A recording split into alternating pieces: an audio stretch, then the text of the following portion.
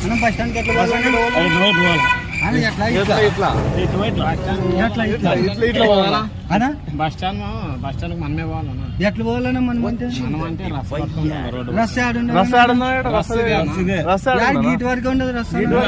పోతే నువ్వు కాళ్ళు నడుచుకుంటూ పోతే అదే పోతున్నా కాళ్ళు వస్తుండే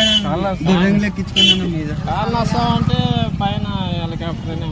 నీ మీద ఎక్కించుకొని నన్ను చూసిలేము మేము